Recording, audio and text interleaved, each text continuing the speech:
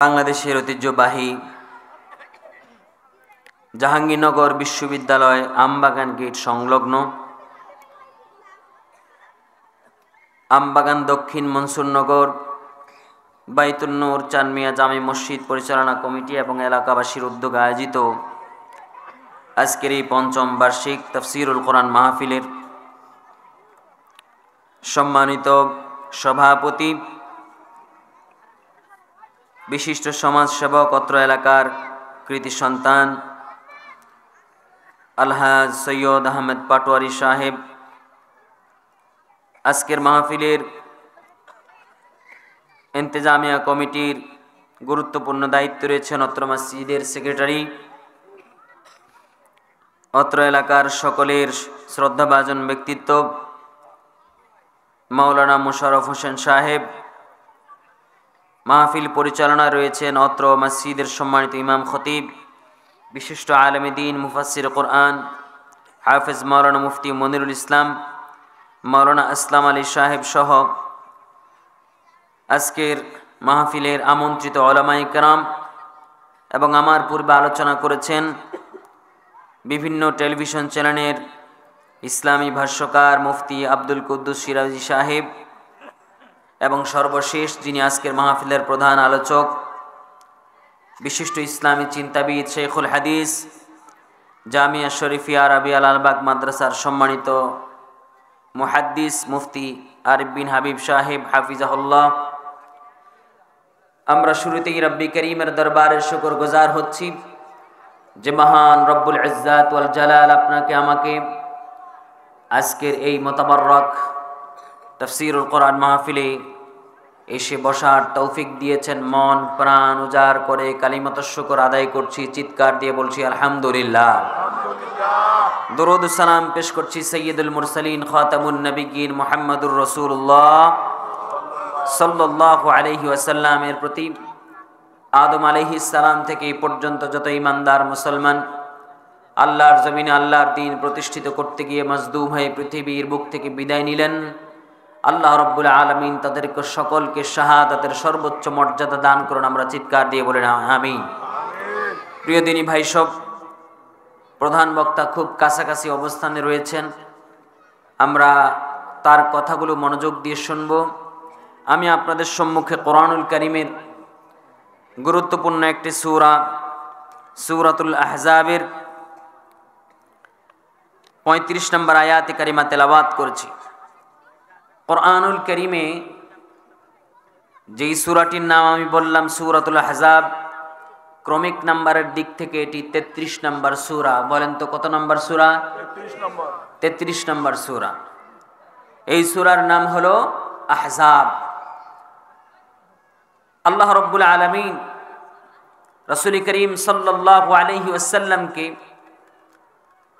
তার জমিনে দ্বীন প্রতিষ্ঠিত করার মিশন এবং ভিশন নিয়ে জমিনে প্রেরণ করেছেন।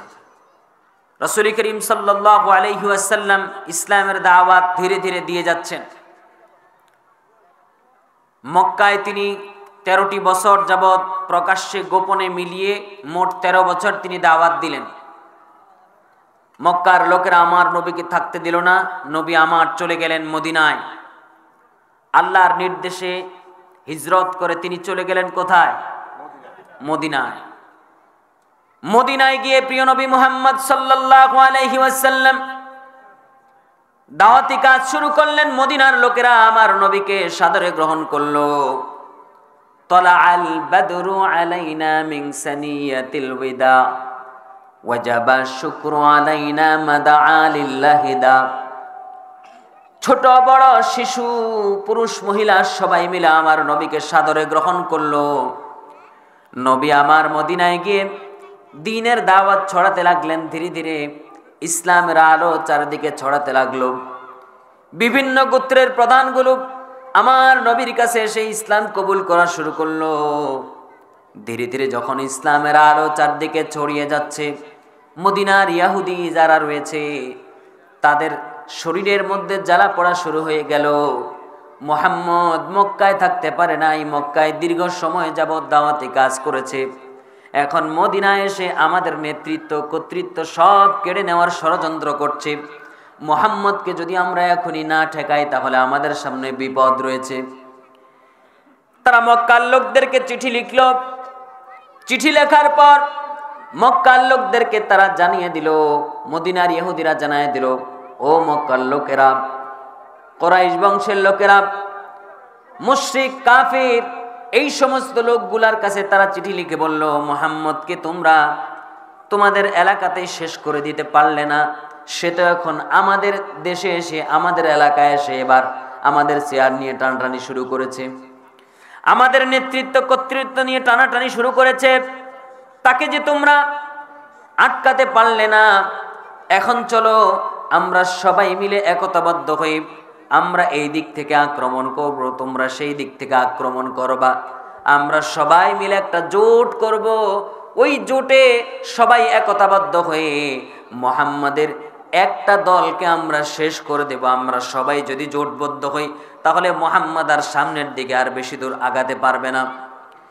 ওই যে সবাই মিলে জোট করেছিল ইসলামের বিরুদ্ধে, মাঝখানে মাত্র একটা দল, ইসলামী দল, আর সব দলগুলো ইসলামের বিপক্ষে, সব দলগুলো একত্রিত হয়ে একটা জোট করেছিল। রব্বুল আলামিন ওই জোটের নামকরণ করে কোরআনুল কারীমে সূরা নাজিল করে পৃথিবীর ওই সমস্ত জোটওয়ালা লোকদেরকে জানায় দিয়েছেন, ও পৃথিবীর ইসলাম বিদ্বেষী লোকগুলো শোনো, ইসলাম বিদ্বেষী দলগুলো শোনো, মুহাম্মাদের দল একটা আর তোমাদের দল অনেকগুলো, সব দলগুলো একত্রিত হয়ে হিজবুন হলো এক বচন, আহজাব হলো বহু বচন, অনেকগুলো দল একত্রিত হয়ে মুহাম্মাদের দলকে ওই আহজাবের যুদ্ধে, খন্দকের যুদ্ধে তারা যেরকম মুহাম্মাদের ক্ষুদ্র দলকে নিঃশেষ করে দিতে পারে নাই, পৃথিবীতে তোমরা যারা এক দল, দুই দল, তিন দল, 14 দল, 20 দল একত্রিত হয়ে ইসলামকে নিশ্চিহ্ন করার ষড়যন্ত্রে লিপ্ত হয়েছ, তোমরাও ওই সমস্ত জোটওয়ালাদের মতো তোমরাও জোট বেঁধে কোনো কাজ হবে না। মুহাম্মাদের দল, ইসলামী দল সব সময় মাথা উঁচু করে পৃথিবীতে ছিল, তারা থাকবে, তোমাদের ফুৎকারে সেই দলটাকে তোমরা নিবাইয়া দিতে পারবা না। জোরে কোন ঠিক না বেঠি? হিজবুন মানে হলো দল, আহজাব মানে হলো দল সমূহ। বিশ্বনবী ওই খন্দকের যুদ্ধে অল্প কিছু সাহাবায়ে কেরাম নিয়া সেখানে একত্রিত হয়ে তিনি অবস্থান করেছেন, দীর্ঘ সময় যাবত খেয়ে না খেয়ে সময় কাটিয়েছেন। রব্বুল আলামিন আসমান থেকে ফেরেশতাদের মাধ্যমে সাহায্য করেছেন। ওই সমস্ত দলগুলো একতাবদ্ধ হয়ে মুহাম্মাদের দলকে শেষ করে দিতে পারে নাই। আমরা গত 15-16 বছর যাবত দেখেছি এই জমিনের মধ্যে ইসলামকে নিশ্চিহ্ন করার জন্য কিছু দল জোট বেঁধেছিল। আমি এগুলোকে জোট বলি না, এগুলোকে বলি জট। সবাই বলেন কি? মাথায় যদি জট বেঁধে যায়, ওই জট কি, ওই জট থেকে মুক্ত হওয়ার জন্য, সুস্থ থাকার জন্য জটকে কেটে ফেলতে হয়। আমাদের সমাজের মধ্যে এই রকম একটা জট হয়েছিল। ওই জট ইসলামকে সমাজ থেকে নিশ্চিহ্ন করে দেওয়ার পরিকল্পনা করেছিল। রব্বুল আলামিন আসমান থেকে ফয়সালা করে দিলেন, তোমাদের জট মিলে তোমরা ইসলামকে নিষিদ্ধ করেছো, আমি আল্লাহ তাআলা তোমাদের উপর নিষেধাজ্ঞা জারি করে দিলাম। আমি নির্দেশ দিয়ে দিলাম, তোমাদেরকে আধা ঘন্টা সময় আগেও তোমরা জানতে পারবে না, তোমাদেরকে জমিন থেকে পালিয়ে যেতে হবে। আল্লাহর ফয়সালা যখন হয়ে গেল, হেলিকপ্টার দিয়ে এই জমিন থেকে তাড়িয়ে আল্লাহ রাব্বুল আলামিন ওই দাদা বাবুদের দেশে বিতাড়িত করেছে। জোরে কোন ঠিক না বা ঠিক? আল্লাহ রাব্বুল আলামিন সূরাতুল আহজাব নাজিল করে পৃথিবীর মানুষগুলোকে জানায় দিলেন, তোমরা যদি ইসলামের বিরুদ্ধে জট বাঁধো, তোমাদের এই জট তোমাদের জন্য বিপদের কারণ হয়ে যাবে। আল্লাহ রাব্বুল আলামিন কোরআনুল কারীমটা নাজিল করেছেন। বলেন তো কোরআনটা কি মরা নাকি জীবিত? কোরআনুল কারীম আপনি যদি বুঝে বুঝে পড়ার চেষ্টা করেন, তাহলে আপনার কাছে যদি মনে হয় যে কোরআনুল কারীম আপনি যদি বুঝে বুঝে উপলব্ধি করতে পারেন, তাহলে আপনি বুঝে নিবেন এই কোরআনটা মনে হয় যেন এই মুহূর্তে এই ঘটনাকে কেন্দ্র করেই নাজিল হয়েছে। জোরে কোন ঠিক না বেঠি? এবার আমরা আমাদের আলোচ্য আয়াতের মধ্যে চলে যাই।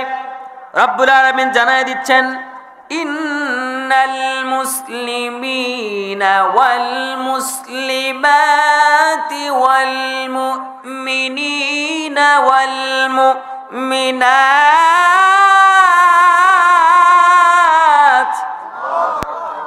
আল্লাহ রব্বুল আলামিন এখানে 10টা বৈশিষ্ট্যের কথা জানিয়ে দিয়েছেন।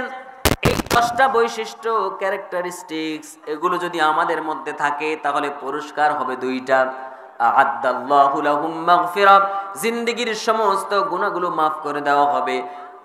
আজরান আযীমা, সবচাইতে বড় পুরস্কার জান্নাতুল ফেরদাউস আমাদের জন্য অপেক্ষা করছে। জোরে কন্না সুবহানাল্লাহ। বৈশিষ্ট্য থাকা লাগবে কয়টা? আরো জোরে বলেন। 10টা বৈশিষ্ট্য। এই 10টা বৈশিষ্ট্য যদি আমরা অর্জন করতে পারি তাহলে আমাদের জন্য 2টা পুরস্কার রয়েছে। সবচাইতে বড় পুরস্কার, এই দুনিয়ার বাড়ি গাড়ি ধন দৌলত সম্পদ যত কিছু আছে এগুলো আমাদের চূড়ান্ত সফলতা নয়। আজরান আযীমা, ওই চূড়ান্ত লক্ষ্য জান্নাতুল ফেরদাউস, সেটা যদি আমরা পেয়ে যাই তাহলে আমরা চূড়ান্তভাবে সফল হয়ে যাব। জোরে কোন সুবহানাল্লাহ। এই চূড়ান্ত পুরস্কার পাওয়ার জন্য, সফলতা পাওয়ার জন্য আমাদেরকে 10টা বৈশিষ্ট্য অর্জন করা লাগবে। রব্বুল আলামিন আমাদেরকে জানায় দিলেন, তোমাদের জন্য 1 নাম্বার বৈশিষ্ট্য হলো ইন্নাল মুসলিমিনা ওয়াল মুসলিমাত। আল্লাহ রব্বুল আলামিন এখানে মুসলিম বললেন এবং মুসলিমাত বললেন, অর্থাৎ পুরুষ এবং নারী উভয়দেরকে বললেন। জোরে কন্না সুবহানাল্লাহ। এই সমাজের মধ্যে একদল লোক নারীবাদকে খেপিয়ে দিয়ে ইসলামের বিরুদ্ধে কাজে লাগানোর চেষ্টা করেছে। ইসলাম নাকি নারীদেরকে গুরুত্ব দেয় নাই। আল্লাহ রাব্বুল আলামিন কোরআনুল কারীমের মধ্যে যত বিধান দিয়েছেন সব বিধানগুলো একদিকে পুরুষদের জন্য যেরকম বলেছেন মহিলাদের জন্য সেরকম আছে না নাই বলেন তো? আছে। কোরআনুল কারীমের মধ্যে আল্লাহ রাব্বুল আলামিন নারীদের নামে একটা সূরা নাজিল করেছেন, সূরাতুন নিসা। শুধু তাই নয়, সূরাতুন নিসার মধ্যে রাব্বুল আলামিন নারীদের অধিকার প্রতিষ্ঠিত করেছেন।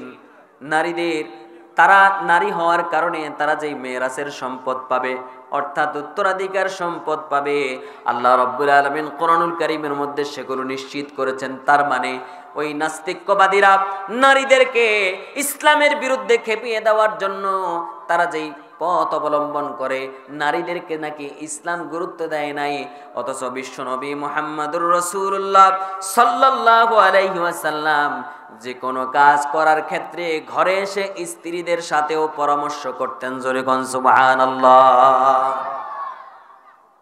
আল্লাহ রাব্বুল আলামিন এখানে বললেন ইন্নাল মুসলিমিনা ওয়াল মুসলিমাত। 2টা পুরস্কার পাওয়ার জন্য তোমাদের 1 নাম্বার বৈশিষ্ট্য হলো তোমরা হলে মুসলিম। সবাই বলেন কি? মুসলিম। আমাদের 1 নাম্বার বৈশিষ্ট্য, আমরা হলাম মুসলিম। এবার বলেন তো, আমি যদি জিজ্ঞাসা করি মুসলিম শব্দটি কি থেকে এসেছে, এর মাজদার হলো আল ইসলাম। আমি যদি এখানে উপস্থিত জাতিকে জিজ্ঞাসা করি, বলেন তো দেখি ইসলাম শব্দের অর্থ কি, আপনারা প্রত্যেকেই এক কথায় জবাব দিবেন, ইসলাম মানে হলো শান্তি। ঠিক না বা ঠিক? ইসলাম মানে কি? শান্তি। শান্তি। কিন্তু কোরআনুল কারীম কি আমরা জিজ্ঞাসা করি, কোরআন রে আমরা জানি ইসলাম মানে হলো শান্তি, বলো তো তুমি আমাকে ইসলাম শব্দের আর কোনো অর্থ আছে কিনা? ইসলাম মানে হলো শান্তি, কিন্তু আমরা দেখতে পাচ্ছি আমরা যারা মুসলিম কেউ শান্তিতে নাই। ঘরের মধ্যে শান্তি নাই, বাজার ঘাটে শান্তি নাই, ব্যবসা বাণিজ্যে শান্তি নাই, আমাদের সমাজে শান্তি নাই, আমাদের রাষ্ট্রে শান্তি নাই, ব্যাংক বাণিজ্যে শান্তি নাই, সব জায়গায় শুধুমাত্র অশান্তি। তাহলে হুজুর, আবার ইসলামী ব্যাংক যেগুলো আছে সেখানে গেলেও কখনো কখনো অশান্তি দেখা যায়। আপনি বললেন ইসলাম মানে হলো শান্তি, কিন্তু ইসলামের মধ্যে শান্তি খুঁজে পাই না, এর কারণটা কি? প্রিয় ভাইরা আমার, যদি এ কথা জিজ্ঞাসা করেন তাহলে কোরআনুল কারীম আমাদেরকে জানায় দেয় ইসলাম মানে তোমরা জানো শান্তি।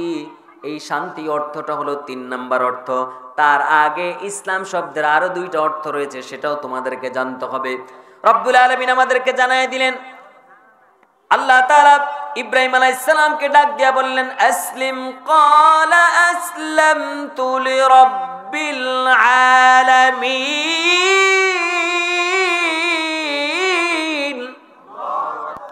মুসলিম জাতির পিতা ইব্রাহিম আলাইহিস সালামকে আল্লাহ রাব্বুল আলামিন ডাক দিয়া বলেন আসলিম, ও ইব্রাহিম আমার কাছে আত্মসমর্পণ করো। ইব্রাহিম আলাইহিস সালাম সাথে সাথে জবাব দিয়া দিলেন আসলামতু লিরাব্বিল আলামিন। আল্লাহ তুমি বলেছো আত্মসমর্পণ করার জন্য, আমি ইব্রাহিম তোমার সামনে আত্মসমর্পণ করলাম। তার মানে হলো ইসলাম শব্দের 1 নাম্বার অর্থ হলো আত্মসমর্পণ করা। বলেন তো কি করা? আত্মসমর্পণ করা। সবাই বলেন না, পিছনের ভাইরা বলেন না, ইসলাম শব্দের 1 নম্বর অর্থ কি? আত্মসমর্পণ করা। আত্মসমর্পণ করা বাংলা বললে একটু কঠিন কঠিন লাগে, যদি আমরা ইংরেজিতে বলি তাহলে একটু সহজ লাগবে। সারেন্ডার করা। আত্মসমর্পণের চাইতে সারেন্ডারটা আমরা একটু ভালো বুঝি, কারণ টেলিভিশন পত্রিকায় সব জায়গায় বলা বলি যখন হয়, কেউ আত্মসমর্পণের কথা বলে না, সবাই বলে সারেন্ডার করেছে। সারেন্ডার মানে হলো নিজেকে একেবারেই সঁপে দেওয়া। যদি পুলিশ গ্রেপ্তার করে আসে, পুলিশের সামনে আত্মসমর্পণ করা মানে, পুলিশ ভাই এবার আপনি আমাকে যেখানে নিয়ে যেতে চান নিয়ে যেতে পারেন।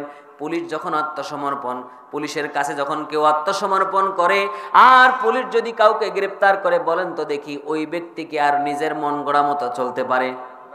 কথা কন না কেন? পারে? ওই ব্যক্তি আর নিজের মন গড়া মতো চলতে পারে না। ওই পুলিশ যেখানে নিয়ে যায় তাকে সেখানে যাওয়া লাগে। পুলিশ যদি কোর্টে নিয়ে যায় তাকে কোর্টে যাওয়া লাগে। কোর্টে যাওয়ার পর সেখান থেকে যদি রায় হয়ে তাকে জেলখানায় দেওয়া হয়, সেখানে যাওয়া লাগে। জেলখানায় যাওয়ার পর জেলখানার কোড অনুযায়ী তাকে চলতে হয়। তার মানে কেউ যদি আত্মসমর্পণ করে, কেউ যদি সারেন্ডার করে, কেউ যদি নিজেকে সঁপে দেয় আর নিজের মন চাই জিন্দেগি চলতে পারে না। আমরা যখন ইসলাম কবুল করেছি, আমাদের পরিচয় যদি হয় মুসলিম, মুসলিম হওয়ার কারণে আমাদের 1 নাম্বার হলো আমরা আত্মসমর্পণ করেছি কার কাছে? সারেন্ডার্ড অলমাইটি আল্লাহ, আল্লাহ তাআলার নিকট আমরা আত্মসমর্পণ করেছি, সারেন্ডার করেছি। মুসলিম জাতির পিতা ইব্রাহিম আলাইহিস সালাম সেই রকম আত্মসমর্পণ করে আমাদেরকে শিখায় গিয়েছেন, আমার সন্তানরা আমি যেইভাবে আল্লাহর কাছে আত্মসমর্পণ করেছি তোমাদেরকেও ঠিক সেইভাবেই আত্মসমর্পণ করা লাগবে, আল্লাহর কাছে সারেন্ডার করা লাগবে। আল্লাহর কাছে সারেন্ডার যখন করে ফেললাম, এবার 2 নাম্বার অর্থ কি হবে? রব্বুল আলামিন জানাই দিলেন, ইব্রাহিম আলাইহিস সালাম কি আল্লাহ রব্বুল আলামিন সারা বছর সন্তান দেয় না। 1 বছর যায়, 2 বছর যায়, 3 বছর যায়, 86 বছর বয়সে আল্লাহ তাআলা একটা সন্তান দিলেন। দেওয়ার পর রব্বুল আলামিন ইব্রাহিম আলাইহিস সালামকে ডাক দিয়া বলেন, ও ইব্রাহিম, তোমার জিন্দেগিটা আমি পরীক্ষা দিয়া পরিপূর্ণ রেখেছিলাম। ওয়াইদি বিতালা ইব্রাহিম রাব্বুহু বিকালিমাতিন ফাতাম্মাহুন্না। আল্লাহ রাব্বুল আলামিন ইব্রাহিম আলাইহিস সালামের জীবনটা শুরু থেকে শেষ পর্যন্ত শুধু পরীক্ষা দিয়া জর্জরিত রেখেছেন। ইব্রাহিম আলাইহিস সালামকে আল্লাহ তাআলা ডাক দিয়া বলেন, ও ইব্রাহিম, তোমাকে আমি একটা সন্তান দিয়েছি, এবার তোমার প্রতি নির্দেশনা হলো ওই সন্তানটাকে নিজ হাতে জবাই করবা। নির্দেশনা কার? সবাই বলেন কার? আগে আত্মসমর্পণ করেছে, এবার নির্দেশনার আনুগত্য করার পালা। ইব্রাহিম আলাইহিস সালাম সন্তানকে ডাক দিয়া বলল, আল্লাহ বলছে জবাই করার জন্য। সন্তান বলল, আল্লাহ যেহেতু বলেছে সুতরাং আমার কোনো যুক্তি তর্ক নাই, আমার কোনো কথা নাই, আমাকে যেখানে নেওয়া লাগবে সেখানে নিয়ে যান, যদি জবাই করা লাগে করে দেন, আমার কোনো আপত্তি নাই। জোরে কোন সুবহানাল্লাহ। ইব্রাহিম আলাইহিস সালাম এদিকে জবাই করার জন্য প্রস্তুত, সন্তান জবাই হওয়ার জন্য প্রস্তুত। রব্বুল আলামিন কোরআনুল কারীমের মধ্যে সুন্দর করে জানায় দিলেন, ফালাম্মা আসলামা ওয়া তাল্লাহু লিল জাবিন। ফালাম্মা আসলামা, মঞ্চে উপস্থিত অনেক উলামায়ে কেরাম রয়েছে, তাসনিয়ার সিগা। রব্বুল আলামিন এখানে 2 বচন, 2 জনের কথা বললেন। একজন হলেন বাবা আর একজন হলেন সন্তান। বাবা জবাই করার জন্য প্রস্তুত, সন্তান জবাই হওয়ার জন্য প্রস্তুত। শুধু তাই নয়, জবাই যখন করবে তখন একটা বিপ্লবী ঘোষণা ইব্রাহিম আলাইহিস সালাম দিয়েছিল। ওই বিপ্লবী ঘোষণাটা রব্বুল আলামিন কোরআনুল কারীমের আয়াত বানায়া আমাদের জন্য রেখে দিয়েছেন। জোরে কোন সুবহানাল্লাহ। ইন্না সলাতি ওয়া নুসুকি ওয়া মাহইয়ায়া ওয়া মামাতি লিল্লাহি রাব্বিল আলামিন। আল্লাহ রাব্বুল আলামিন জানায় দিচ্ছেন, ইব্রাহিম আলাইহিস সালাম সেই দিন বলেছিলেন, ইন্না সলাতি, নিশ্চয়ই আমার নামাজ, আমার কুরবানি, আমার জীবন, আমার মৃত্যু, ফ্রম বার্থ টু ডেথ, জন্ম থেকে মৃত্যু পর্যন্ত আমার যত সিদ্ধান্ত আছে, আমার যত পরিকল্পনা আছে, আমার যত আমল আছে, আমার যত কাজ আছে, সব কিছু একজনের নিয়মে হবে। তিনি কে? আরো জোরে বলেন, তিনি কে? ফালাম্মা আসলামা, দুইজনই আনুগত্য করলো, বাবা আনুগত্য করলো, সন্তানও আনুগত্য করলো। তার মানে হলো ইব্রাহিম আলাইহিস সালাম সেই দিন আল্লাহর নির্দেশ পালন করে আনুগত্য করেছিল। আল্লাহ রাব্বুল আলামিন সাথে সাথে জিবরাইল আমিনকে ডাক দিয়া বললেন, জিবরাইল রে, যাও যাও যাও, আমার বন্ধুকে যা করতে বলেছি বিন্দু মাত্র দেরি করে নাই, যুক্তি দেয় নাই, যুক্তি না দিয়া নিজের সন্তানকে জবাই করার জন্য প্রস্তুত হয়ে গিয়েছে। জান্নাত থেকে দুম্বা নিয়ে যাও আর আমার বান্দাকে তুমি সেখান থেকে মুক্ত করে দাও। জোরে কোন সুবহানাল্লাহ, আল্লাহু আকবার। এখন বলেন তো দেখি, এই যে আল্লাহ তাআলা ইব্রাহিম আলাইহিস সালামকে ডাক দিয়ে বলল, ইব্রাহিম তুমি জবাই করো। ইব্রাহিম আলাইহিস সালাম তো যুক্তি দিতে পারতেন, আল্লাহ সারা বছর সন্তান দেন নাই, সন্তান ছাড়া একেবারেই সন্তান ছাড়াই থাকতাম, সেটাই তো ভালো ছিল। ৮৬ বছর বয়সে, বুইরা বয়সে আবার একটা দিলেন, আবার সেটা জবাই করার কথা বলেন, এ কেমন বিচার? এরকম কথা কি বলতে পারতেন না? বলেন না, বলতে পারতেন? ইব্রাহিম আলাইহিস সালাম বলতে পারতেন, কিন্তু ইব্রাহিম আলাইহিস সালাম সেই রকম কোন যুক্তি তর্ক পেশ করলেন না। ইব্রাহিম আলাইহিস সালাম পৃথিবীর সমস্ত উম্মতে মুহাম্মদীকে শিখায়া গেলেন, আল্লাহ তাআলা যখন কিছু করতে বলবে তখন কোনো যুক্তি চলবে না, তর্ক চলবে না। যদি আমি নিজেকে মুসলিম পরিচয় দেই, ফ্রম বার্থ টু ডেথ, জীবনের শুরু থেকে শেষ পর্যন্ত কেবলমাত্র আল্লাহর নির্দেশের আনুগত্য করা লাগবে। তার মানে হলো ইসলাম শব্দের ১ নাম্বার অর্থ হলো আত্মসমর্পণ করা, সারেন্ডার করা। ২ নাম্বার অর্থ হলো আনুগত্য করা, আল্লাহ যেভাবে নির্দেশ দেয় সেভাবেই তা পালন করা। জোরে কোন ঠিক না বেঠি? থেকে এসেছে হামজা মিম নুন। আমনুন শব্দের অর্থ হলো নিরাপত্তা। সবাই বলেন কি? আরো জোরে বলেন। ফালিয়াবুদু, সূরা ৩ এর মধ্যে রয়েছে ওয়াত-তিনি ওয়াজ-যাইতুন ওয়া তুরি সিনিনা ওয়া হাদাল বালাদিল আমিন। ওয়া হাদাল বালাদিল আমিন, হে নবী এই নিরাপদ নগরীর কসম। ওই আমনুন শব্দের অর্থ হলো নিরাপত্তা। আল্লাহ রাব্বুল আলামিন আমাদের ২ নাম্বার বৈশিষ্ট্য দিলেন, ওয়াল মুমিনিনা ওয়াল মুমিনাত। তার মানে যারা মুমিন তারা হলো সব কিছু থেকে নিরাপদ। জোরে কোন সুবহানাল্লাহ। মুমিন যে হবে সে জাহান্নামের আগুন থেকে নিরাপদ। মুমিন যে হবে সে দুনিয়ার সমস্ত অনিষ্ট থেকে নিরাপদ। মুমিন যে হবে শয়তানের আক্রমণ থেকে নিরাপদ। মুমিন যে হবে দুনিয়ার সমস্ত কুকাম থেকে সে নিরাপদ। মুমিন যে হবে দুনিয়ার সমস্ত খারাপ কাজ থেকে সে নিরাপদ।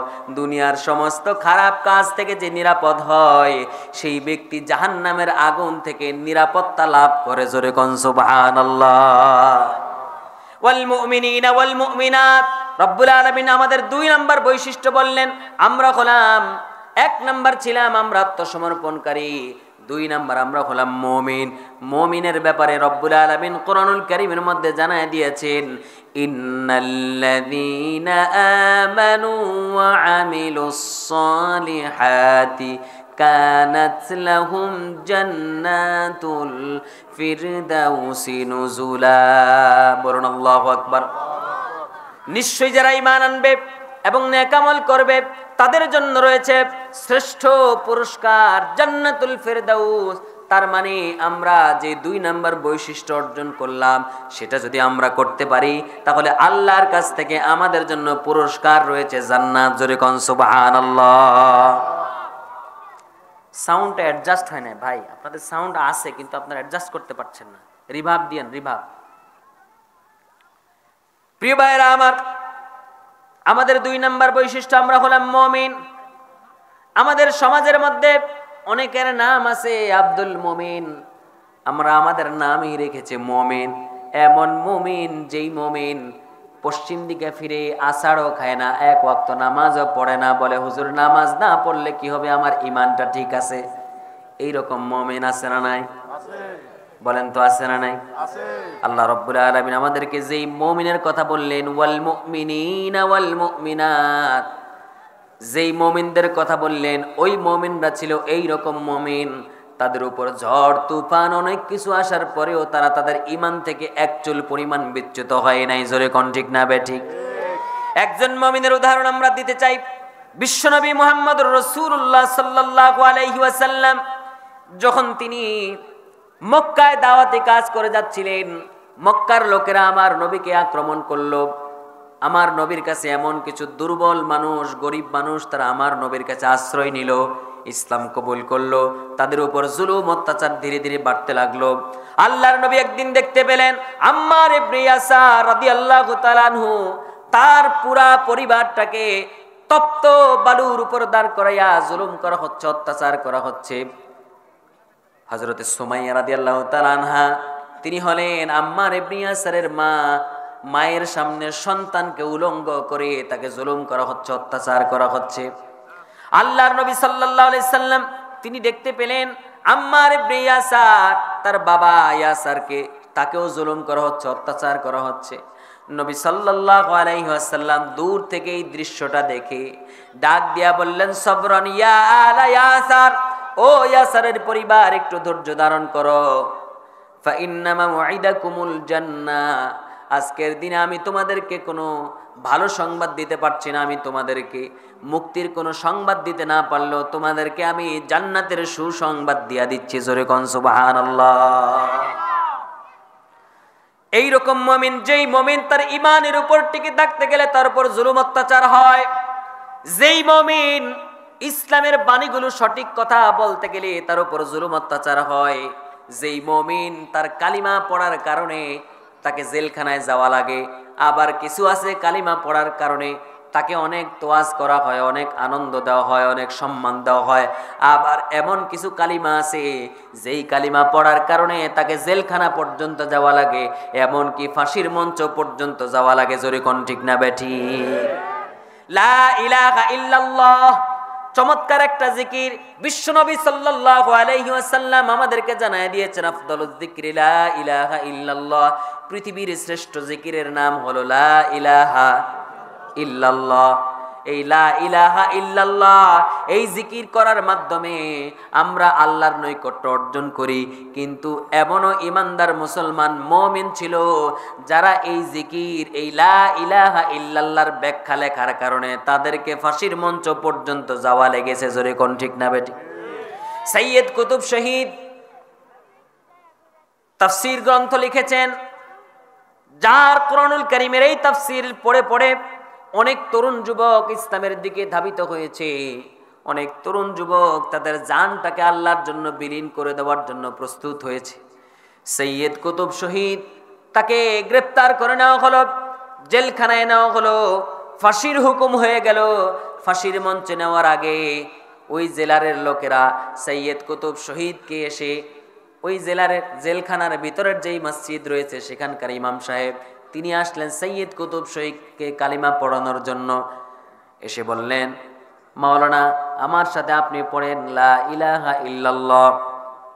সৈয়দ কুতুব শহীদ ডাক দিয়া বললেন, ইমাম সাহেব আপনি এখন যেটা পড়াচ্ছেন আমাকে, কতদিন যাবত এই কালিমার দায়িত্ব আপনি নিয়েছেন? বলে, আমি যেদিন থেকে এখানে চাকরি করি সেই দিন থেকে যাদের ফাঁসির হুকুম হয়ে যায় তাদেরকে আমি কালিমা পড়াই। সৈয়দ কুতুব শহীদ ডাক দিয়া বললেন, এই কালিমা পড়ানোর কারণে আপনি কি পুরস্কার পান? ইমাম সাহেব ডাক দিয়া বলেন, আমার দায়িত্ব হলো এই মসজিদে নামাজ আদায় করানো এবং যারা ফাঁসির মঞ্চে যাবে তাদেরকে কালিমা পড়ানো। এর বিনিময়ে সরকার আমাকে মাস শেষে বেতন দেয়।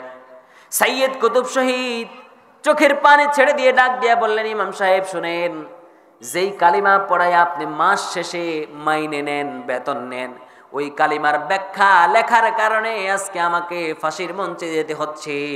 তার মানে হলো আপনার কালিমা আর আমার কালিমা, দুই কালিমা একরকম নয়। আপনিও মুমিন, আমিও মুমিন, দুই মুমিন একরকম নয়। যেই মুমিন আল্লাহর জমিনে কেবলমাত্র আল্লাহর হুকুমের কথা বলে, কেবলমাত্র আল্লাহর আইনের কথা বলে, কেবলমাত্র জমিনের মধ্যে আল্লাহর বিধানের কথা বলে, দুনিয়ার মানুষের বিধানকে বৃদ্ধাঙ্গুলি দেখায়, ওই মুমিনকে কখনো কখনো ফাঁসির মঞ্চে যাওয়া লাগে, গুমের শিকার হওয়া লাগে, খুনের শিকার হওয়া লাগে। জোরে কোন ঠিক না বা ঠিক? তার মানে হলো মুমিন সবাই একরকম হতে পারে না। মুমিনের ঈমানের মান সবারটা একরকম নয়। এই জন্য বিশ্বনবী সাল্লাল্লাহু আলাইহি ওয়াসাল্লাম তার সাহাবীদের মধ্যে তারা এমন মুমিন ছিলেন তাদের ঈমানটাকে টিকায় রাখাই তাদের জন্য দায় ছিল। আল্লাহ রাব্বুল আলামিন তাদের কথাগুলো এক এক করে আমাদেরকে জানায় দিয়েছেন। ওই রকম মুমিন যারা হবে তাদের জন্যই রব্বুল আলামিন জান্নাত নির্ধারণ করে রেখেছেন। জোরে কোন সুবহানাল্লাহ। যে মুমিন ঈমানের অগ্নি পরীক্ষা দিতে পারে সেই মুমিনের জন্য পুরস্কার রয়েছে।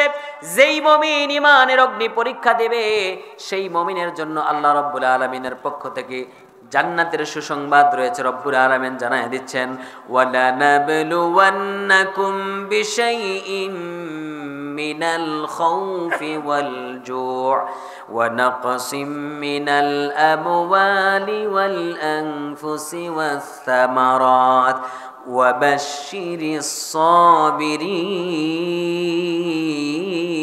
বলুন আল্লাহু আকবার। আল্লাহ রাব্বুল আলামিন জানাই দিলেন, অবশ্যই অবশ্যই আমি তোমাদেরকে পরীক্ষা করব। তোমাদেরকে ক্ষুধা দিয়া, দারিদ্রতা দিয়া, দুঃখ কষ্টের মধ্যে ফেলে তোমাদেরকে আমি পরীক্ষা করব। যদি তোমরা ধৈর্য ধারণ করে অটুট থাকতে পারো, ঈমানের দাবি তোমরা যদি ঠিক রাখতে পারো, ওই রকম মুমিন যদি তোমরা হতে পারো, তাহলে তোমাদের জন্য আমার পক্ষ থেকে সুসংবাদ রয়েছে। জোরে কোন সুবহানাল্লাহ। জান্নাতের সুসংবাদ পাওয়া এত সহজ নয়। হযরতে মুসআব ইবনে উমাইর রাদিয়াল্লাহু তাআলা আনহু ধনী পরিবারের সন্তান। এমন পোশাক তিনি পরতেন, অনেক দূর থেকে তার জন্য জামার কাপড় আসতো এবং সেগুলো দিয়ে তার জন্য জামা বানানো হতো। অনেক আতর মিশ্রিত করে এমন এক আশ্চর্যজনক আতর তিনি ব্যবহার করতেন। রাস্তা দিয়ে যখন হেঁটে যেতেন, দীর্ঘ সময় পরেও লোকেরা বলতো, নিশ্চিত এই রাস্তা দিয়ে মুসআব ইবনে উমাইর হেঁটে গিয়েছে। জোরে কোন সুবহানাল্লাহ। ওই মুসআব ইবনে উমাইর যখন তিনি মুমিন হয়ে গেলেন, যখন তিনি ঈমানের দৌলত গ্রহণ করলেন, তখন থেকেই তার উপর জুলুম অত্যাচার শুরু হয়ে গেল। হযরতে মুসআব ইবনে উমাইরকে নিজের মা তাকে ধরে নির্যাতন করলো, কিন্তু ঈমান থেকে এক চুল পরিমাণ তাকে নড়ানো গেল না। মুসআব ইবনে উমাইর রাদিয়াল্লাহু তাআলা আনহু মায়ের কাছ থেকে পালায়া গিয়া বিশ্বনবীর দরবারে হাজির হয়ে গেলেন। ইয়া রাসূলুল্লাহ, ইয়া হাবিবাল্লাহ, আমার পরিবার, আমার সমস্ত কিছু ছেড়ে দিয়ে আপনার কাছে চলে এসেছি। যতদিন বেঁচে থাকবো ঈমানের উপর অটল অবিচল থাকবো। ওই সমস্ত মুশরিকদের কাছে আমি মুসআব থাকতে চাই না। জোরে কোন সুবহানাল্লাহ। মুসআব ইবনে উমাইর ঈমানটা তার কেমন মজবুত ছিল দেখেন। মুসআব ইবনে উমাইর জীবনের বাঁকে বাঁকে আল্লাহর নবীর সাথে সব সময় লেগে রয়েছেন। উহুদের যুদ্ধের প্রান্তরে জিহাদ হবে, আল্লাহর নবী ইসলামের ঝান্ডার দায়িত্ব দিলেন মুসআব ইবনে উমাইরের হাতে। হযরতে মুসআব ইবনে উমাইর জিহাদের ময়দানে যখন তার উপর আক্রমণ আসলো, মুসআব ইবনে উমাইর ইসলামের ঝান্ডাটাকে আঁকড়ায় ধরলেন। ডান হাত দিয়া ইসলামের ঝান্ডা ধরেছেন কাফের বেঈমান মুশরিক ইবনে কামিয়া নামক একজন মুশরিক। মুসআব ইবনে উমাইরের ডান হাতটা কোপ দিয়ে কেটে ফেললো। মুসআব ইবনে উমাইর এবার বাম হাত দিয়ে ইসলামের ঝান্ডা ধরলেন, বাম হাতটাও তার কেটে দেওয়া হলো। দুই হাত কাটা অংশ দিয়া এবার তিনি যখন ইসলামের ঝান্ডাটাকে আঁকড়ায় ধরেছেন, ওই মুশরিক দূর থেকে একটা বল্লম মেরে মুসআব ইবনে উমাইরের কলিজার এই দিক দিয়া ঢুকায়া ওই দিক দিয়া বের করলো। বলুন আল্লাহু আকবার। মুসআব ইবনে উমাইর রাদিয়াল্লাহু তাআলা আনহু শহীদ হয়ে গেলেন। এরপরে দেখা গেল মুসআব ইবনে উমাইর তার দাঁত দিয়া কামড়ায়া ধরে ইসলামের পতাকাকে জমিনের মধ্যে ফেলতে দেন নাই। মৃত্যুর আগ পর্যন্ত ইসলামের পতাকাকে তিনি উড্ডীন করে রেখেছেন। জোরে কোন সুবহানাল্লাহ। তাদের ঈমান ও ঈমান, তারাও মুমিন আর আমরাও মুমিন। সামান্য একটু ধমক খেলে, সামান্য একটু কথার কারণে, সামান্য একটু পদের লোভে, টাকার লোভে আমরা আমাদের ঈমানকে জালিমের কাছে বিক্রি করে দেই। ঠিক না বেঠিক? এইরকম বিক্রি করা ঈমানদার আমাদের সমাজে ছিল এবং আছে। ঠিক না বেঠিক বলেন? এখনো আছে, এখনো আছে না নাই? এখনো আছে। এইরকম ঈমান বিক্রি করা লোকদের কথা আল্লাহ তাআলা এখানে বলেন নাই। ওয়াল মুমিনিনা ওয়াল মুমিনাত, এমন ঈমানদার যার উপর যত জুলুম অত্যাচার যাই আসুক না কেন সে কখনো ঈমান থেকে বিচ্যুত হয়। আসিয়া আলাইহিস সালাম, আরে নিজের স্বামী রাষ্ট্রের প্রেসিডেন্টের রাজপ্রাসাদকে একেবারেই পায়ে ঠেলে দিয়ে সেখান থেকে বের হয়ে এসেছেন শুধুমাত্র আল্লাহর ভালোবাসা। কার ভালোবাসা? আল্লাহর ভালোবাসা। ঈমান কাকে বলে? এই সমস্ত মহিলাদের কথা আল্লাহ তাআলা কোরআনুল কারীমের মধ্যে তুলে ধরেছে। দেখেন আল্লাহর বান্দি, তাকে গ্রেফতার করা হলো, তার শরীর থেকে কাপড়গুলো খুলে নেওয়া হচ্ছে। আসমানের দিকে তাকাইয়া রব্বুল আলামিনের কাছে আশ্রয় চেয়েছেন, নিজের স্বামীর কাছেও চান নাই। শরীরের মধ্যে একটা একটা করে পেরাক যখন গেঁথে দেওয়া হচ্ছে, রক্ত ঝরতেছে, আল্লাহর বান্দি আসমানের দিকে তাকাইয়া সেই দিন একটা দরখাস্ত করেছিলেন, রব্বি বিনিলি ইনদাকা বাইতান ফিল জান্নাহ ওয়া নাজ্জিনি মিন ফিরআউনা ওয়া আমালিহি ওয়া নাজ্জিনি মিনাল কওমিজ জালিমিন। বলুন আল্লাহু আকবার। আল্লাহর বান্দি সেই দিন আল্লাহর কাছে দরখাস্ত করেছিলেন। দেখেন ইমানদার কাকে বলে, মুমিন কাকে বলে, দৃষ্টান্ত গ্রহণ করুন। আমার মা বোনেরা একটু লক্ষ্য করে শুনুন। অনেক সময় অনেক লাল শালুওয়ালার কাছে, অনেক ফকির বাবাজির কাছে আপনার ইমানকে আপনি বিক্রি করে দেন। দেখেন আল্লাহর বান্দার ইমান কত মজবুত ছিল। আল্লাহর কাছে দরখাস্ত করলো, রব্বুল আলামিন তোমার প্রেমে মাতোয়ারা হয়ে স্বামীর প্রাসাদ ছেড়ে দিয়েছি, রাষ্ট্রের সর্বোচ্চ সম্মাননা ছেড়ে দিয়েছি, চেয়ার ছেড়ে দিয়েছি, তবে তোমার কাছে একটা দরখাস্ত হলো, জান্নাত তো দিবাই, তবে তোমার ঘরের কাছে আমার জন্য একটা ঘর বানায় দিও। জোরে কোন সুবহানাল্লাহ। ইনদাকা বাইতান ফিল জান্নাহ, তোমার কাছে আমার জন্য ঘর বানায় দিও, আমাকে দূরে রাখলে চলবে না। জান্নাত তো তুমি দিবাই, তবে সেই জান্নাতটা যেন তোমার কাছাকাছি হয়। বলুন আল্লাহু আকবার। ইমানদার কাকে বলে, মুমিন কাকে বলে? যে মুমিন তার লোভের সামনে তার ইমানকে বিক্রি করে দেয় না। ঠিক না ভাই? ঠিক বলে। এখনো সময় এসেছে প্রকৃত ইমানের পরিচয় দেওয়া। আপনি যদি সামনে এমন কিছু লোভনীয় জিনিস পান, যে জিনিসের কারণে আপনার অনেক সময় দেখা যায় ইমানকে ছেড়ে দিতে মন চায়, কিন্তু ইমানকে ছাড়া যাবে। আপনার সুযোগ এসেছে, কিন্তু সেই সুযোগ গ্রহণ করা যাবে না, কারণ লোভের কারণে অনেক মানুষ ইসলামের বিরুদ্ধে কাজ করেছিল গত 15-16 বছর যাবত। ঠিক না ভাই? ঠিক। অথচ মুখে তার দাড়ি, মাথায় তার টুপি, মাথায় পাগড়ি, এইরকম পাগড়িওয়ালা ইমানদার লোক আমাদের সমাজে ছিল, যারা মুসলমানদেরকে, ইমানদারকে ধরে ধরে মিথ্যা সাক্ষ্য দিয়া জঙ্গি বানায় জেলখানা পর্যন্ত পৌঁছায় দিয়েছে। ঠিক না ভাই? ঠিক। এইরকম নামধারী ইমানদার হলে চলবে। তবে ইমানদারকে পুরস্কার পেতে হলে তার ওয়াদাকে পরিপূর্ণ করা লাগবে। কুরআনুল কারীমের সূরা আত-তাওবার 111 নম্বর আয়াতের মধ্যে আল্লাহ রাব্বুল আলামিন সেই ওয়াদাকে স্মরণ করায় দিচ্ছেন। আল্লাহ রাব্বুল আলামিন বলছেন, ইন্নাল্লাহা আশতারা মিনাল মুমিনিনা আনফুসাহুম ওয়া আমওয়ালাহুম বিআন্না লাহুমুল জান্নাহ। আল্লাহ তাআলা ঈমানদারের কাছ থেকে তার জান এবং মাল ক্রয় করে নিয়েছেন। জোরে কোন ক্রয় করেছেন কে? আল্লাহ। আর জোরে বলেন কে? আল্লাহ। আল্লাহ তাআলা ক্রয় করেছেন। ঈমানদারের কাছ থেকে জান আর মাল ক্রয় করে নিয়েছেন। কিসের বিনিময়ে? রব্বুল আলামিন জানায় দিচ্ছেন, বিআন্না লাহুমুল জান্নাহ, জান্নাতের বিনিময়ে জান আর মাল ক্রয় করে নিয়েছেন কে? আল্লাহ।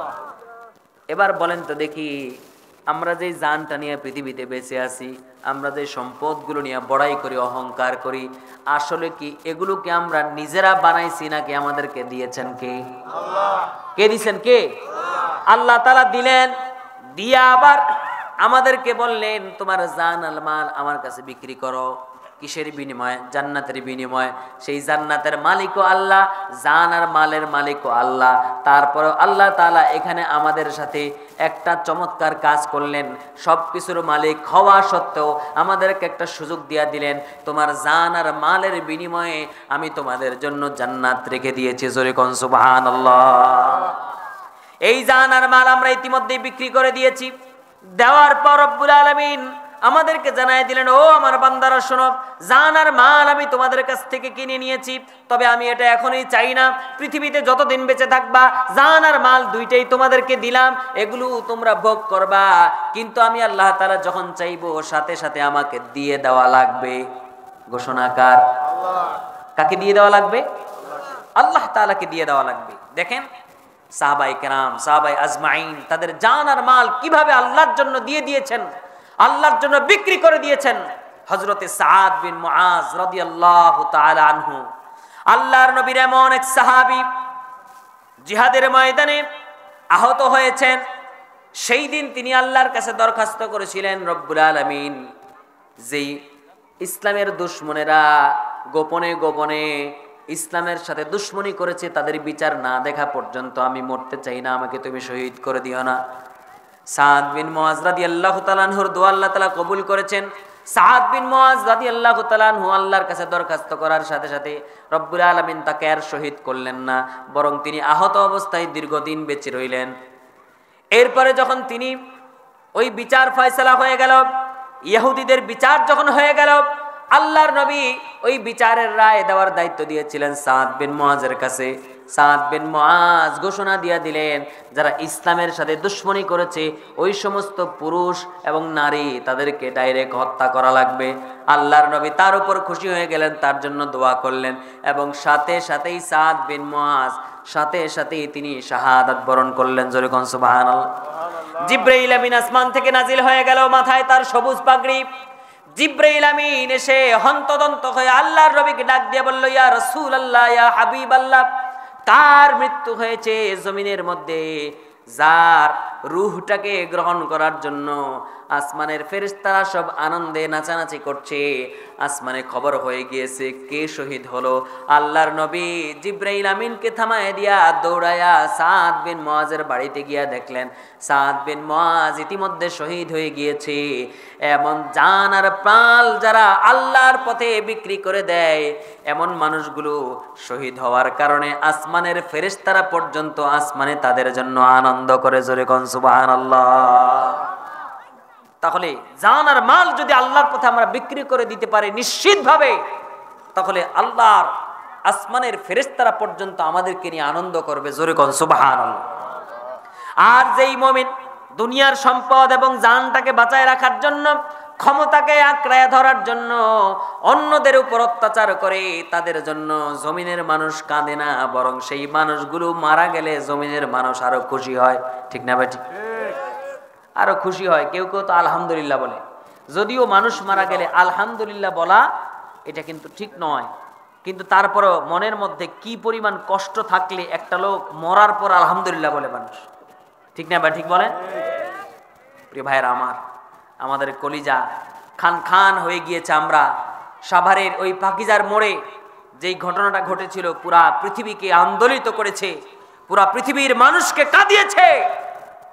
ওই ছেলেটা ইয়ামিন নামক ওই ছেলেটাকে কিভাবে মৃত্যুর পর তার লাশটা পর্যন্ত এমন ভাবে গাড়ির থেকে ফেলে দেওয়া হয়েছে, মনে হয় যেন ওটা কুকুরের চাইতেও নিকৃষ্ট। ঠিক না ভাই? ঠিক বলে। একজন তরুণ যুবককে এইভাবে কোনো মানুষ নিষ্ঠুরভাবে হত্যা করতে পারে, তার লাশের সাথে যারা বেয়াদবি করেছে আল্লাহ রাব্বুল আলামিন তাদেরকে জমিনে থাকতে দেয় নাই। ঠিক না ভাই? ঠিক বলে।